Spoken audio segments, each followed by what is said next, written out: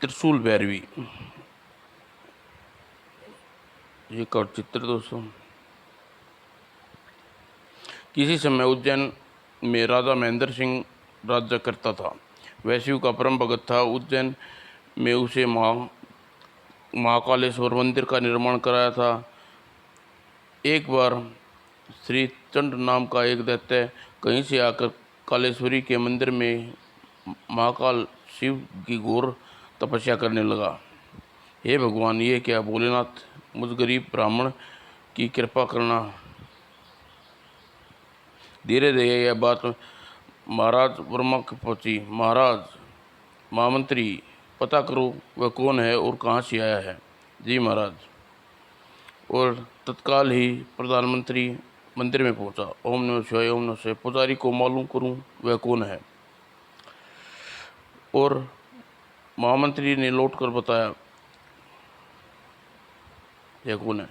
महाराज, वह चंड नाम का दैत्य है। वह पृथ्वी विजय को किसी शक्तिशाली शस्त्र से के लिए भगवान शिव की आराधना कर रहा है।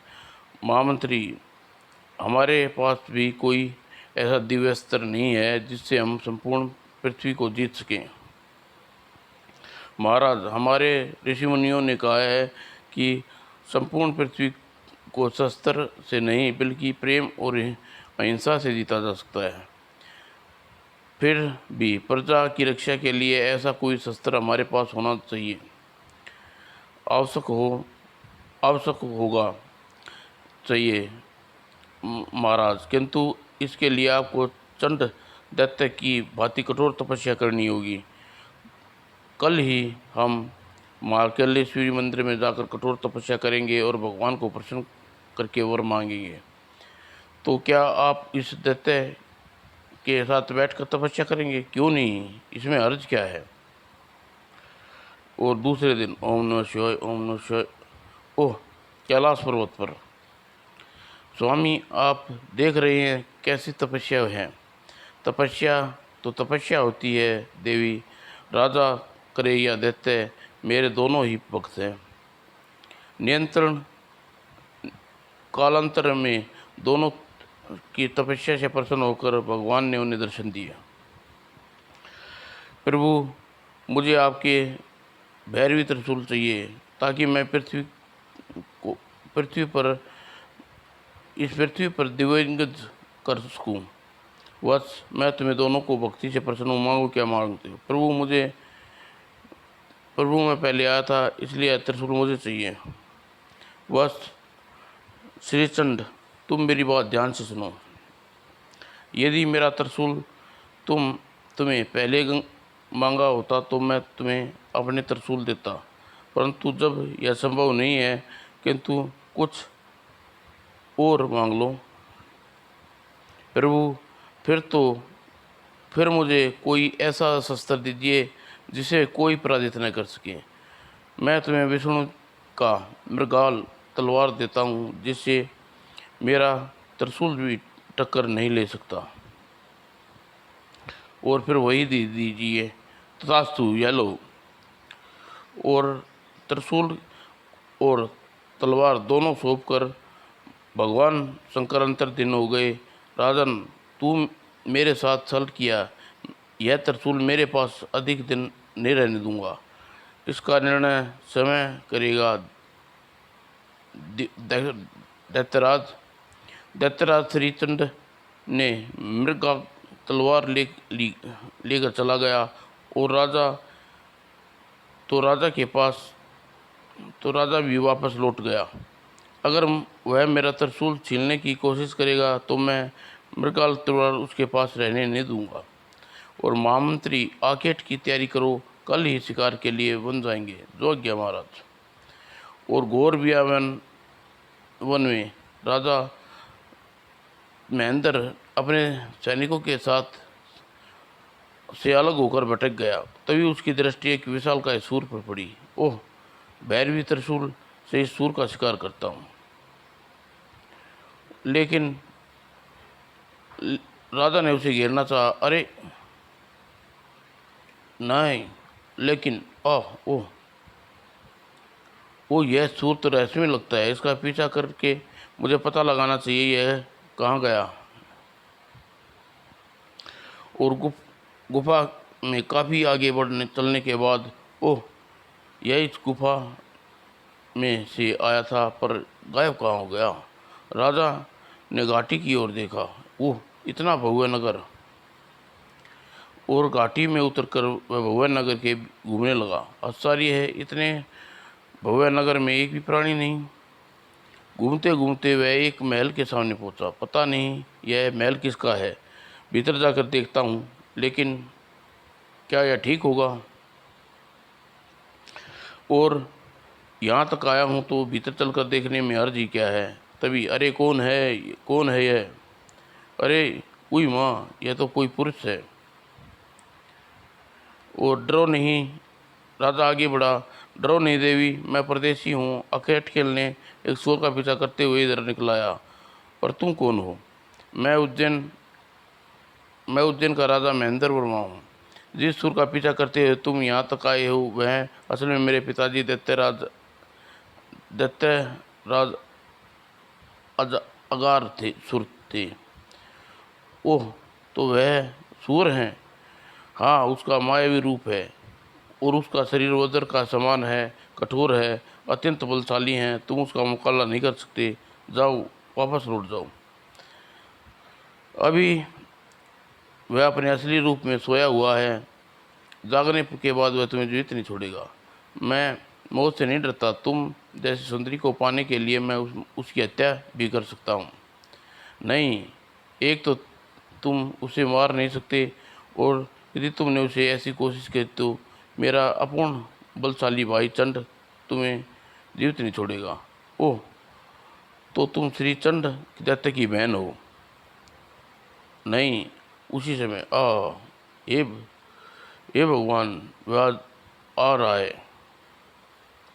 और तुम चिंता मत करो प्रिय, वह कोई भी हो, मैं उसे निपट लूँगा। नहीं, तुम जल्दी छिप जाओ, मैं उसे संभाल लूँगी। खुराक खुराक। और अमरावती अत्यधिक भयभीत हो उठी। डरो नहीं प्रिय, मेरे पास शिव का वज्र है, मैं उसे वज्र को भी तोड़ने की शक्ति रखता हूँ। दुष्ट, छोड़ दे मेरी बच्ची को। और एकाक सूर ने जोर से छलांग लगाई।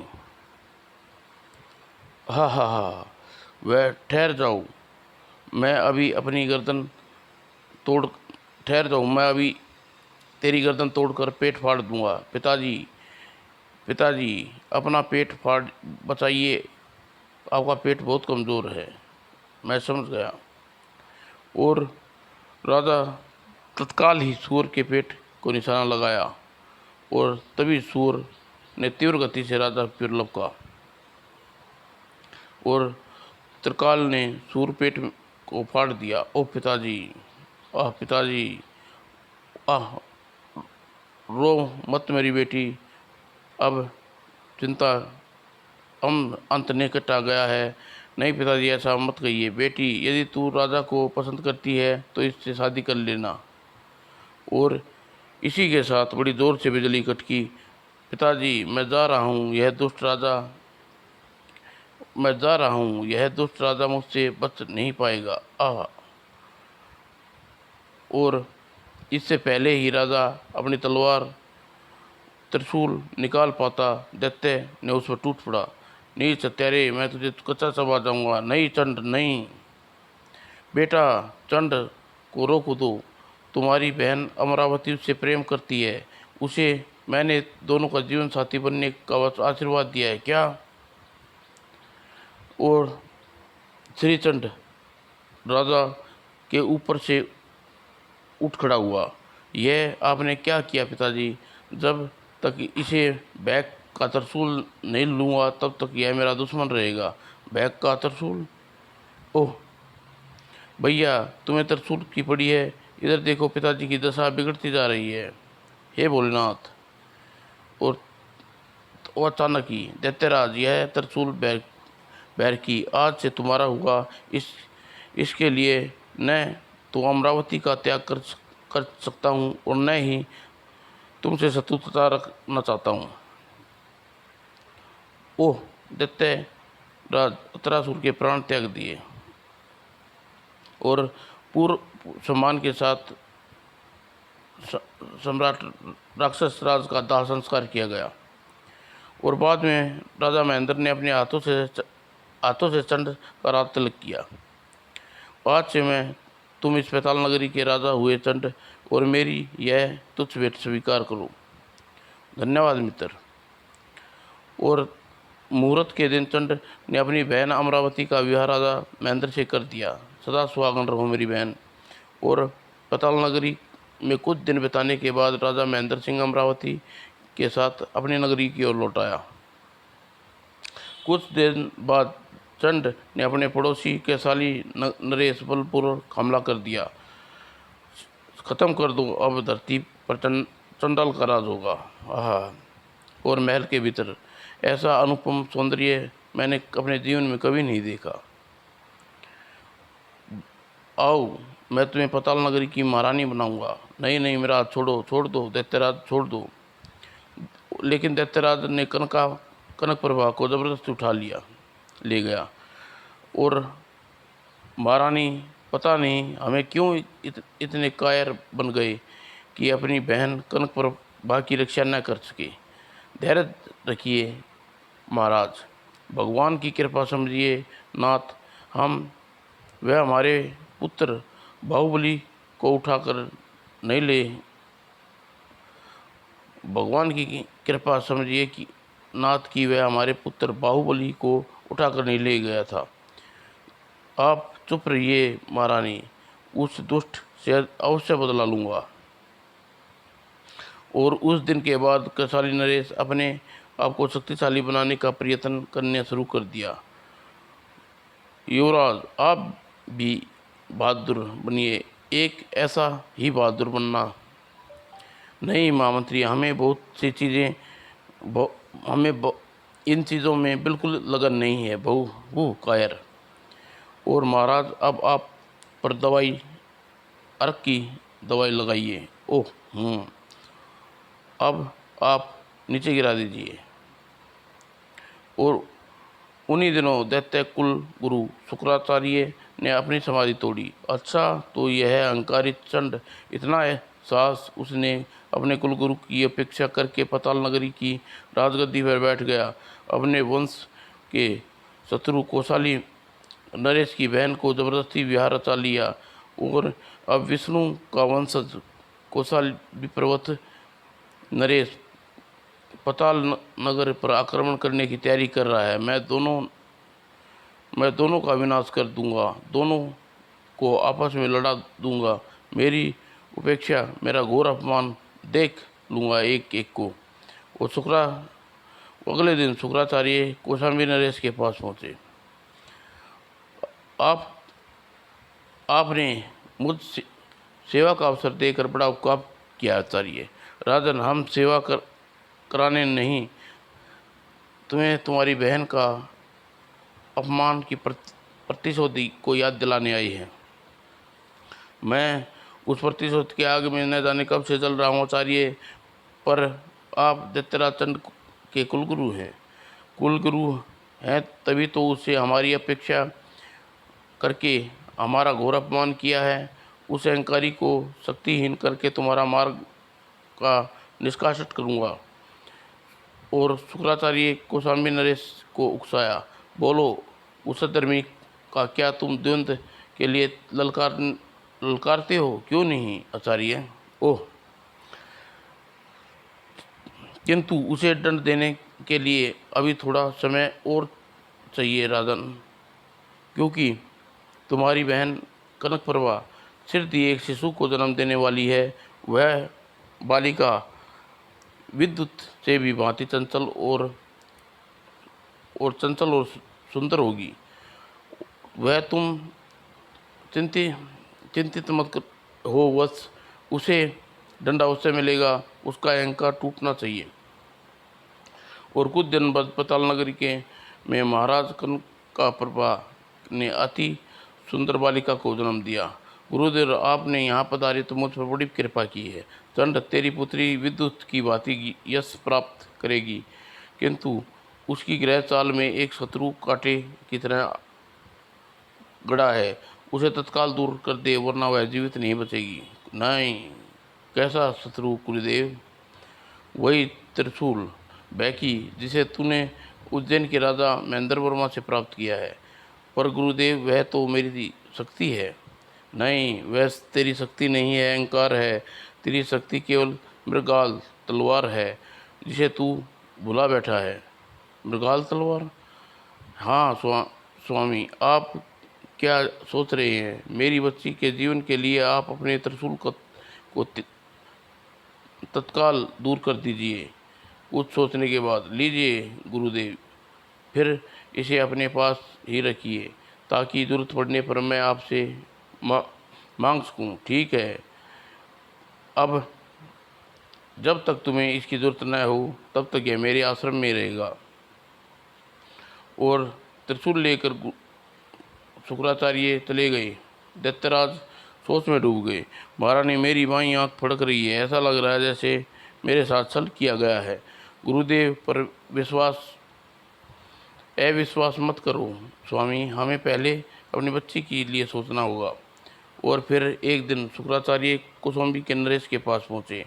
बस तुम्हारा मार्ग अब निष्कर्ष है। मैंने चंडाल से त्रिशूल प्राप्त कर लिया है, उसकी मृगाल तलवार की भ्रमित कर दिया है। तुम चाहो तो अब उसका अहंकार तोड़ सकते हो। आपका आशीर्वाद मेरे साथ है प्रभु, मैं उसका अहंकार अवश्य तोड़ दूंगा। वो शुक्राल के आशीर्वाद देकर कौशाम्बी नरेश चंडाल को ललकारा। दुष्ट चंडाल, यदि हिम्मत है तो मुझसे मल्ल युद्ध कर।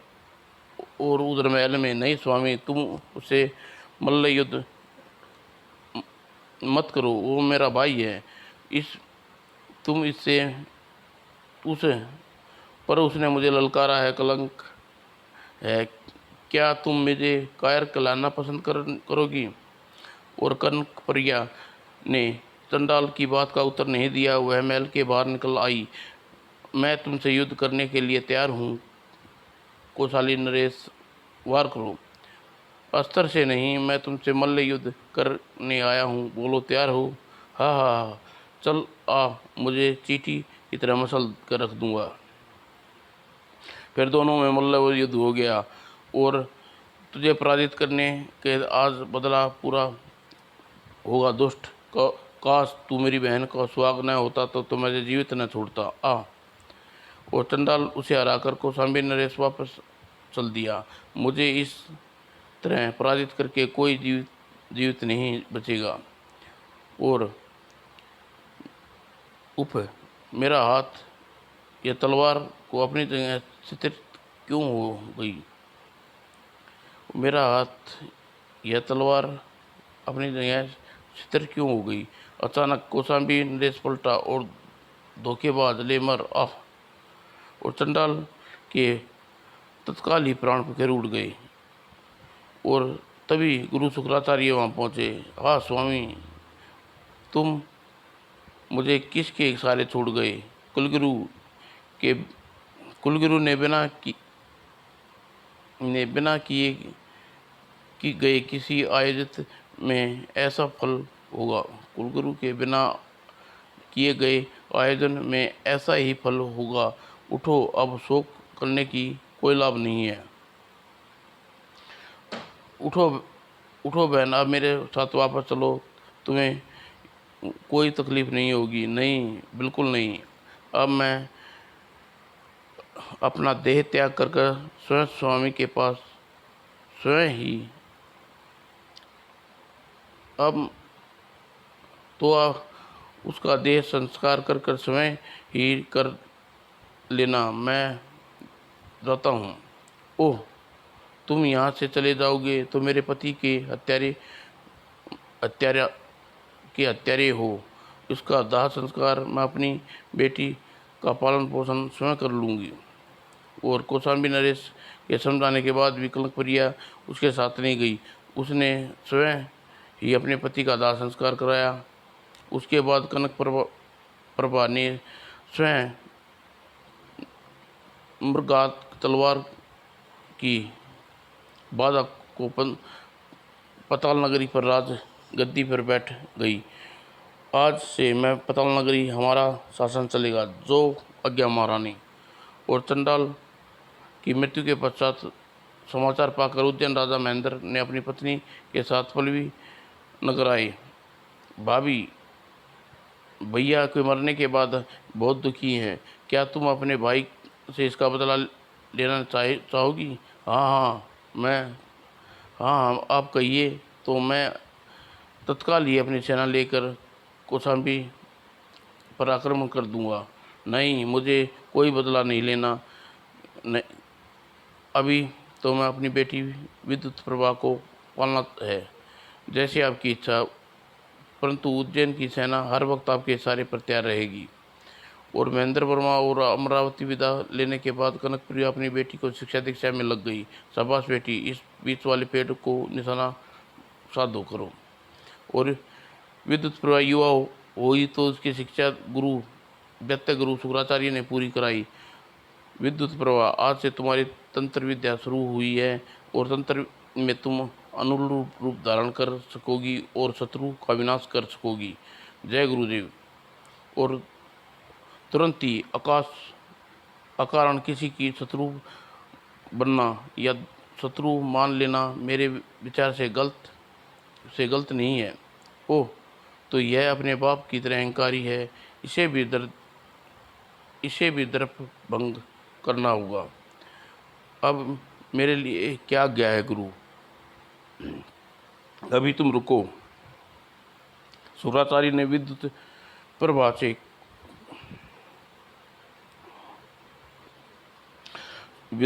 से कुछ पूर्व अपने प्रिय शिष्य विक्रम को बुलाया।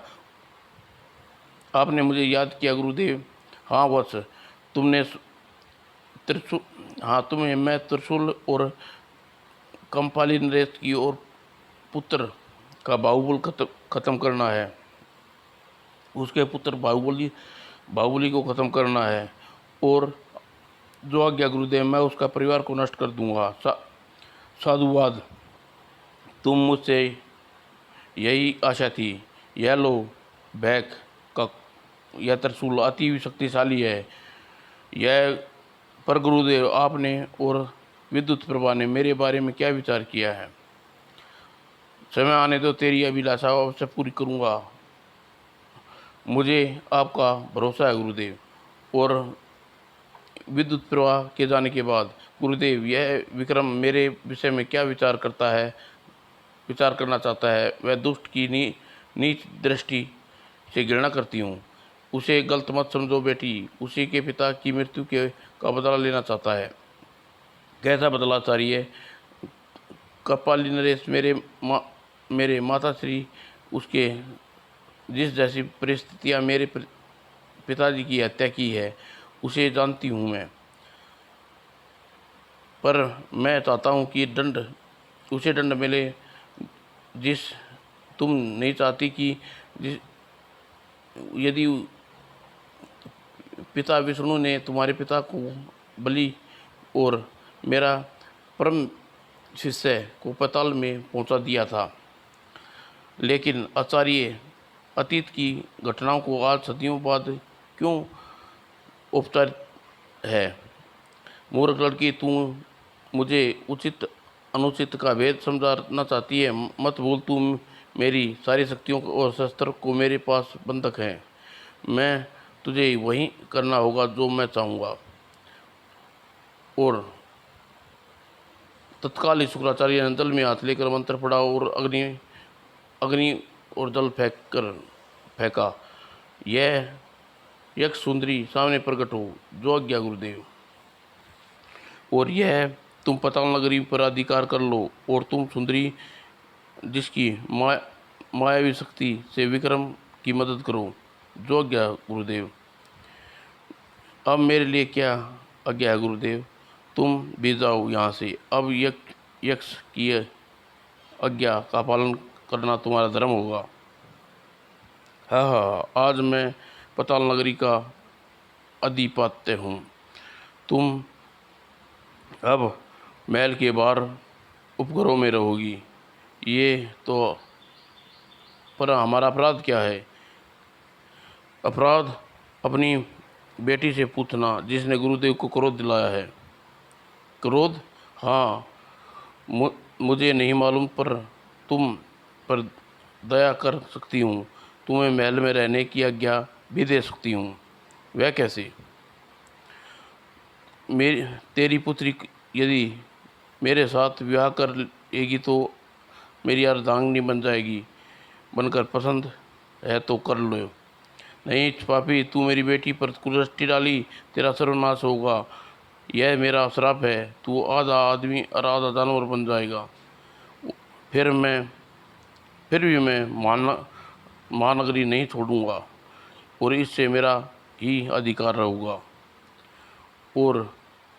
और फिर यक्ष ऊपरी शरीर सिंह का में परिवर्तन हो गया। और दूसरी ओर विक्रांत त्रिशूल को लेकर कौशाम्बी सीमा में पहुंचा।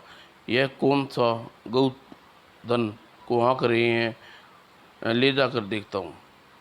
और घोड़े से उतरकर विक्रम एक घायल सैनिक के पूछा, तुम्हारी यह दशा किसने की?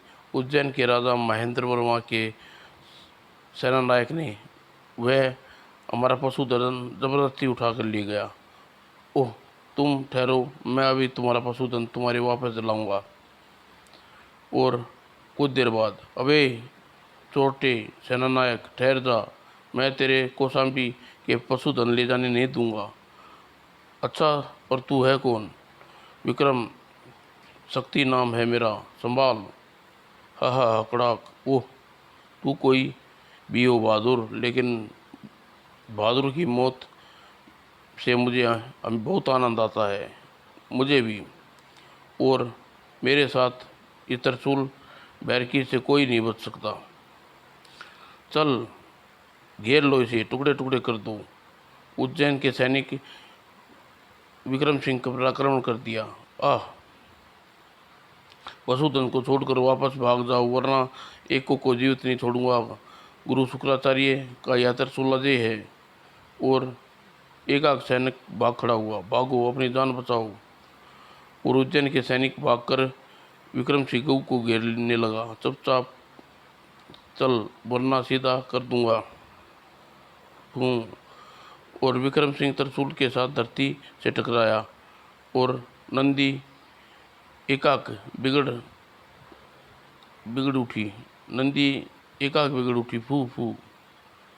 और त्रिशूल के गिरने से धरती दरक गई और ज्वालामुखी फटने लगे। वो एकाक शुक्राचार्य प्रकट हुआ। हे भोलेनाथ, मुझे क्षमा कर दे, मैं अपनी शिष्य को आवश्यक निर्देश नहीं दे पाया। यह मेरा अपराध था। और शुक्राचार्य ने त्रिशूल ग्रहण करे विक्रम सिंह को उठाया।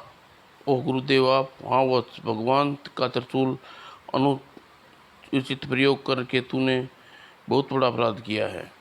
निश्चित ही गुरुदेव, ऐसा करके निगा दंड का भोगी हूँ।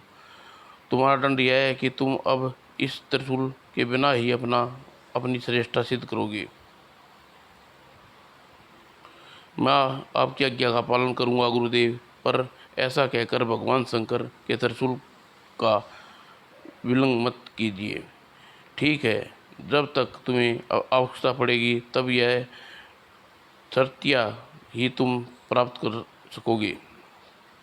मेरे लिए इतना ही आश्वासन का बहुत है गुरुदेव।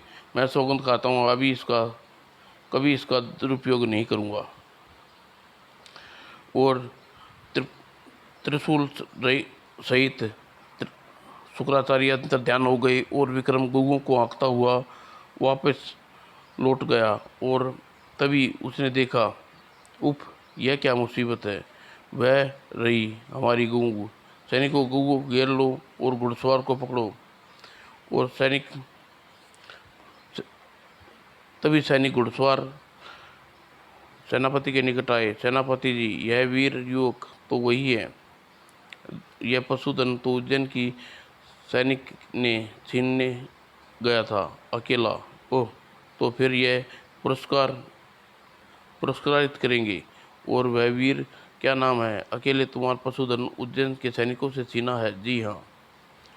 और कौशाम्बी सेनापति हितैषी प्रतिशत जान पड़ता, हितैषी का परिचय जान सकता हूँ। मेरा नाम विक्रम शक्ति है और मैं दैत्य कुलगुरु शुक्राचार्य का शिष्य हूँ और उन्हीं की आज्ञा से कौशाम्बी जा रहा हूँ। तुम्हें मिलकर बेहद प्रशंसा हुई विक्रम। तुम वाकई गुरु की भांति वीर और तेजस्वी हो। जाओ, तुम्हारी भेंट कौशाम्बी नरेश से करवाऊंगा, उससे मिलकर मुझे बेहद प्रशंसा होगी। और सेनापति ने सैनिकों को आदेश दिया, नायक पशुधन को गौशाला में पहुंचा दो, हम महाराज की भेंट करने जा रहे हैं। योग्य सेनापति। और तत्काल ही दोनों तेजी से घोड़े पर दौड़ाते हुए कौशाम्बी की ओर चल दिए। आगे तो रक्त सरोवर में पड़िए। समाप्त दोस्तों।